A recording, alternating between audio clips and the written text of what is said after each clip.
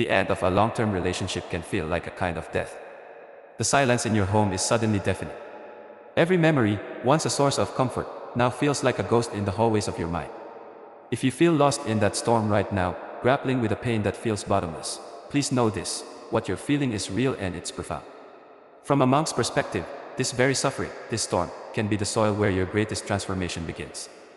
This isn't about getting over it or forcing yourself to forget. This is about learning to walk through the fire and emerge not scorched, but forged.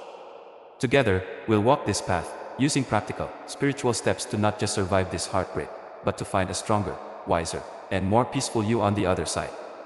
Find the problem, understanding the root of suffering. Before we can heal, we have to understand the wound. Why does the end of a long relationship hurt so much? From a spiritual perspective, the pain isn't just about losing a person, it's the shattering of an identity. For months, or even years, your sense of I became a we. Your routines, your vision for the future, your inside jokes, they were all woven together with another soul. When that's suddenly cut, it can feel like a part of you has been amputated. You might look in the mirror and see a stranger, someone whose future has just been erased. In the Buddhist tradition, this deep suffering comes from something called attachment. Now, it's crucial to know that attachment is not the same as love. Love, in its purest form, is the selfless wish for another to be happy. Attachment, on the other hand, is a kind of clinging, often born from a fear of being alone. It's the little voice that says, I need you for my happiness. This attachment creates a fragile life. We build our house of happiness on the foundation of another person, and like all things in this world, that person is impermanent. When they leave, the whole structure collapses, and we're left in the rubble, feeling like our source of joy is gone forever. The immense pain you feel isn't a weakness, it's a sign that you loved with the hope of forever, a deeply human hope. The goal isn't to scold yourself for that hope, but to see the pain as a teacher. It's an invitation from the universe to look deeper. It's a spiritual signal that you now have the chance to rebuild your house on a foundation that can't be shattered, one that resides entirely within you. This breakup isn't just an ending, it's an initiation. I am going to reveal 3 spiritual techniques for healing if followed religiously will transform the way you think, as these are proven techniques. The path forward isn't about fighting your pain, but about changing your relationship to it. We won't be at war with our emotions. Instead, we'll learn to meet them with wisdom and compassion. This journey has 3 core steps: mindful observation, cultivating compassion, and reclaiming your path. Technique 1. Practice mindful observation, the anchor. Right now, your mind is probably a whirlwind of obsessive thoughts, memories, and painful what-ifs. You might be replaying conversations or spiraling into fantasies of getting back together. This mental churn is exhausting, and it only deepens the grooves of suffering. The first step is to drop the anchor of mindfulness. Mindfulness is simply paying attention to the present moment without judging it. It's not about stopping your thoughts or forcing yourself to feel better. It's about learning to watch the storm from a safe harbor. Here's a simple but powerful technique to feel the feelings, drop the story. When a wave of sadness, anger, or loneliness washes over you, your first instinct is probably to attach a story to it. I'm sad because he left me. That story is the fuel for your suffering. Instead, try this: find a quiet place and just sit. When the emotion comes, turn your attention inward. Notice where you feel it in your body. Is it a tightness in your chest? A hollow feeling in your stomach?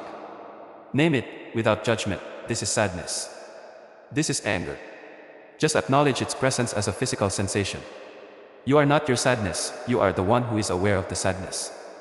Imagine your thoughts and feelings are just clouds passing through the vast sky of your awareness. You don't have to cling to them or fight them. You just observe them as they drift by. Your job isn't to control the weather, but to be the sky that holds it all.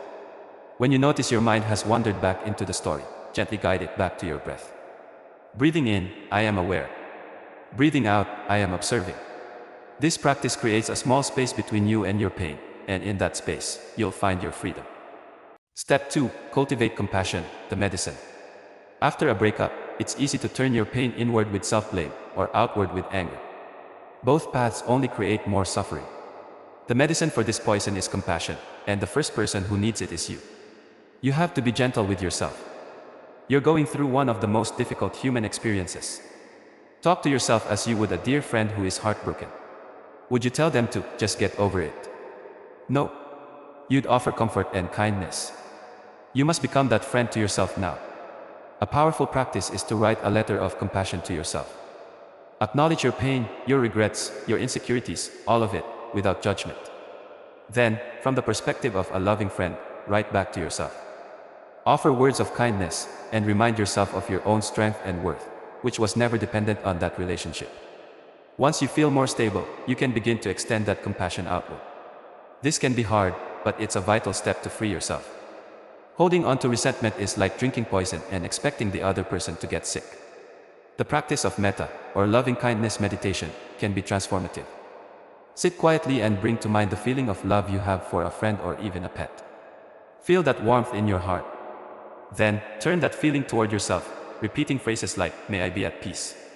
May I heal. May I be free from suffering." When you're ready, you can extend this to your former partner. This isn't about condoning what they did or wanting them back. It's about freeing yourself. Repeat the phrases, "May you be happy. May you find peace." You're not doing it for them, you're doing it for you. You're setting down the heavy burden of bitterness so you can walk your own path with a lighter heart. Step 3. Reclaim your path, the journey forward. From a spiritual view, this breakup is not a mistake. It's a redirection. The universe hasn't abandoned you, it has cleared a space in your life. For a long time, your path was a shared one. Now, you have the profound, if scary, opportunity to rediscover your own. This ending is an invitation to begin a deeper connection with yourself. This step is about consciously choosing to walk your own path. Start with small, real actions. Reconnect with things that brought you joy before the relationship. Go for a walk and focus on the feeling of the wind on your skin. Put on a piece of music you love and just listen. These small acts pull you out of the story in your head and back into your life, which is happening right now. This is also a time for rediscovery. Who were you before we? What passions did you set aside? Painting, hiking, learning an instrument. Reclaim those parts of yourself. Every small step you take on this new path reinforces a new identity, one that is whole all on its own. View this time not as a void, but as a sacred chrysalis. The old you is dissolving, and that feels disorienting. But inside, a new, more expansive version of yourself is being formed. The pain is developing a strength in you that you never knew you had. Trust that this process is preparing you for something greater, even if you can't see it yet. The journey through heartbreak is a difficult one, and there's no shortcut. But it is not a meaningless journey. By practicing mindful observation, you learn to anchor yourself in the present. By cultivating compassion, you heal your own wounds and release the poison of resentment. And by reclaiming your path, you turn this painful ending into a powerful new beginning. The pain you feel shows your great capacity to love, and that capacity isn't gone. It has simply been unbound from one person, and now you have the chance to pour it back into yourself and into the world. This heartbreak is an initiation. The universe is breaking you open, not to destroy you, but so a brighter, more authentic light can finally shine through. The end of the relationship is not the end of your story. It's the beginning of your awakening. Healing happens one small step at a time. In the comments below, share one compassionate step you'll take for yourself this week. It could be a walk in nature, writing that letter to yourself, or revisiting an old hobby. By sharing, we remind each other that we aren't walking this path alone. And if this guidance resonated with you, please subscribe for more teachings on finding peace in life's storms. Be well, and walk in peace. Also, subscribing keeps you consistent. It keeps you accountable. It keeps you growing with a community that wants the same success you do.